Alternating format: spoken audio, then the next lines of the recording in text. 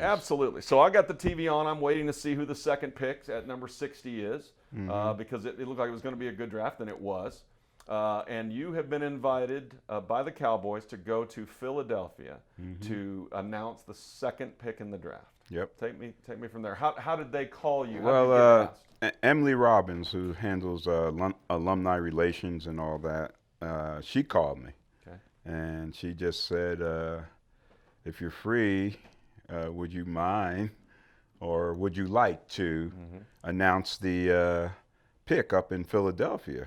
And I'm like, whoa, because I'm thinking about all these great Cowboys. We got Hall of Famers, we got Ring of Honors, we got players, coaches that are creditable to do something like that. So I was really surprised and shocked, and before I could honored, I'm sure. Absolutely honored. And before I could hit the floor, I said yes. I'd be glad to do it. So it worked out great, and I wanted to do the Cowboys right because they selected me to do this. I didn't want to just go up there and read a card. On the airplane flying up there, I didn't know whether I needed how much time we were going to get, where they tell you just say the name and come back, or what instructions we were going to have.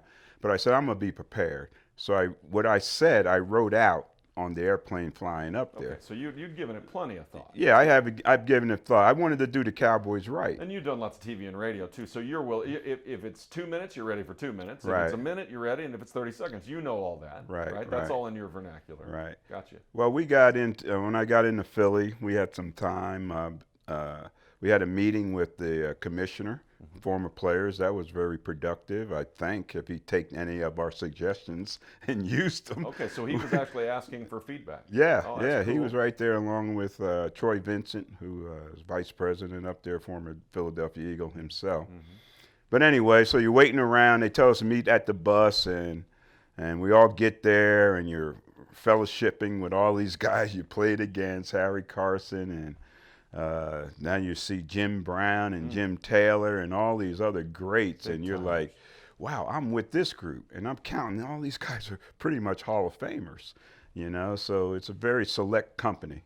So we get to the museum. We're in the back room, sort of our big green room, and all the tables are there. They got food set up, everything's set up for us, and you just sit there and wait. And the wait gets longer and longer. How many stories can you tell? Lem Barney, I played against him. Man, he was wearing me out with stories. Man, he was nonstop. So the first few were good, and after a while it was like, check. I said, let me go get something to eat, But so after a while, then I saw Harry Carson go up, the Giants, and they booed him. He read the card and came right back. All that waiting, he read the card and came right back. And then Clinton Portis with the Redskins. He had gold shoes on, man. I couldn't believe it. Anyway, he went up there and got booed. He prepared by going to get to his haberdasher. Yeah, I think so, man. Yeah. But he got booed and came and read his card and came right back. I said, wow, I know I'm going to get booed, but I'm going to take advantage. I've been sitting here for 2 hours now since they picked us up and brought us to this green room. I've been sitting here for 2 hours for the Cowboys pick to come up. And I said, I'm not just going to go out there and read a card and come right back. And get booed. And get booed at the same time. And as you said, I'm a TV guy, a marketing guy. I said, this is an opportunity on national TV. So I'm going to milk it a little bit if I get the opportunity. Hell yes. So anyway, the commissioner, they bring me down. You wait 3 picks backstage. And then the commissioner announced the next pick up is the 60th pick, the Dallas Cowboys, second round 60th pick. And the boos started. I mean, it was coming. And I'm in the back. I can hear them and all that. And commissioner comes back and he says, are you ready for this? I said, yeah, I'm used to getting booed in Philadelphia. Roger Goodell. Yes, Roger Goodell. Yeah. Commissioner. Gotcha. Commissioner Goodell. Did I say that? No. Oh. I just want to. Yeah, Commissioner Goodell. Yeah, there we go. He's a pretty cool guy in person. He's just acts crazy when he gets around those owners. You know, I guess $42 million a year would do that. Oh my God, it's incredible, Isn't isn't that it? incredible? It's incredible how much money he makes. But anyway, he comes back there and says, "Are you ready for this?" I said, "Man, I'm used to being booed in Philadelphia, so this is no big deal." I said, "As a matter of fact, what I should say, if it wasn't for the Eagles, I wouldn't have had a career in the NFL." And he's like, "Say it, say that." And I'm like, "Okay."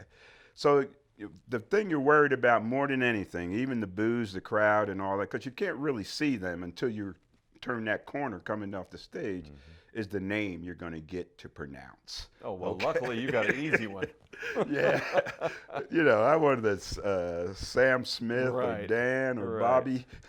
You know, I get Chedobe, Chibdobi, or whatever. Chidobe And they're trying to, Cheeto Owuzie. on the card, they're phonetically writing it out, and you're trying to get that in your head. You don't want to ruin that moment for, you know, a young potential NFL player waiting all his life to hear his name With his called. friends and his family. You know, Right. everybody's there, so you want to do them right. So when I came down that tunnel, the commissioner came back. I walked down, and man, I came back around the stage, and then I saw, wow. And they started booing. I didn't even get a chance to get in awe of, overwhelmed by it all, because the boos started coming, and that just fired me up. What about security? If Roger Goodell said to you, "Go for it, fire him up," he had to have then thought about your safety. Yeah, and I think the way everything was handled up to that point, I don't think was going to be any issue as far as safety. Okay. And let me say, Philadelphia did an excellent job with it. This was right downtown Philly, and a lot of it was during work hour, you know, right. and getting around. And there's no incidents during the time I was there. And a big reason why is because of the presence. You know, they were there. The police were in force everywhere, and that deterred any kind of negative action. So anyway, I walk around there and they're booing me, and I'm getting fired up. You know, one of the easiest games for me to play in my career was against Philadelphia in Veterans Stadium, because they hated the Cowboys and they booed you, and there's no better feeling than on 3rd and 12, you go over the middle and catch one for 13, and you hear that silence, and you struck back to the huddle, you know. So anyway, that didn't intimidate me. It just got me more fired up. You were a trash talker in your own Oh, right. It was absolutely. part of your MO. Roy Nell Young, Randy Logan, Herm Edwards, even the great Bill Bradley, free safety back there, and he talked more noise. He was the littlest guy and talked more noise, and I'm the littlest guy. I'm talking more noise. What is that with little guys, small guy? My lineman used to tell me to shut up. I mean, not be quiet. Shut up, Drew. You're pissing them off. You don't have to block those guys. So I walk out there, and now I'm fired up. And one thing I wanted to get in was that I was honored to be selected. And the other thing I wanted to get in as an undrafted free agent. I never heard my name called on draft day. 17 rounds of the draft, 452 players, and nobody called my name. So I wanted to make that point clear. An undrafted free agent getting this opportunity to announce a draft pick. So this was my moment. And so I read what I said, and I wanted to, of course, include Jerry Jones, Hall of Famer, wanted to bring that up, just inducted recently. And then, of course, you got to mention the family, Gene Jones, and then the coach, Jason Garrett. And then, the players before me, after me, with me, and all that. And as I was saying it, the boos got louder. And so I started talking louder. What are you going to do? You know, Brady, I should know better. The mic always picks us up. We don't have to yell into the mic. You know, I should know better. But I was so fired up. If they would have thrown me a cheesesteak, I would have caught that baby and spiked it right there on the stage. Onions, peppers, meat, cheese, everything would be flying everywhere. But anyway, what I did was we always got a presence, the Cowboys, and we were there. I mean, there's Cowboys all up in that Eagle. In the Eagle's nest, nest, as it were. yeah, Yes. good word for it, nest. And so I kind of latched onto those guys, and as I was talking, they're going, yeah. You know, they're all fired up. Right. So anyway, I delivered that and went back, and the commissioner was totally impressed. Wow, what a great job. No. He even gave me his business card. Back in the day, I learned when I started my business, I did a lot of business with the Orientals over in Korea, manufacturing their hats, and the way they distribute their business cards, when they hand them to you that way with two hands, and that's how the commissioner hand. I said, oh, that's good, commissioner. But anyway, he said, anytime you need me, give me a call or whatever. He said, so he was impressed with it. So now I pick up my phone, it's blowing up.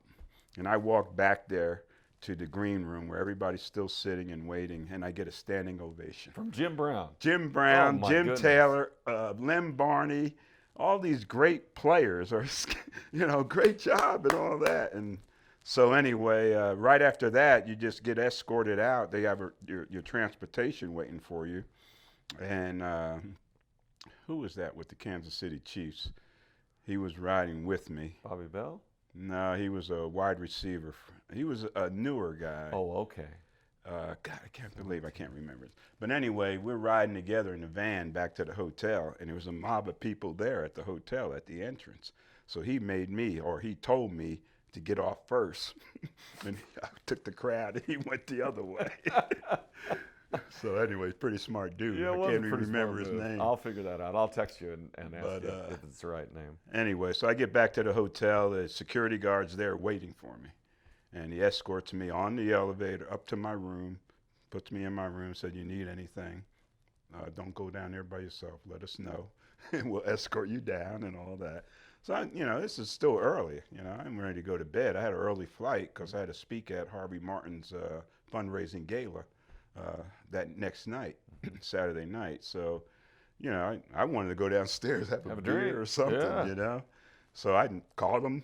Right away, he comes up, takes me to, but in the meantime, my phone is just going crazy. I'm one Rick of them. Gosselin, Yep. you, Yep. my man Matt Thornton was handling all my social media back then.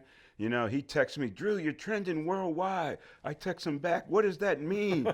I'm not a social media. I don't want to get into it. I don't tweet or none of that stuff. I don't care what people have to say and They don't they have say anything good about to say, me. Drew. The trolling is terrible. And so I don't even get into it. And then, next thing you know, I get another text from Matt. He says, you're trending more than Donald Trump. And I said, what does that mean?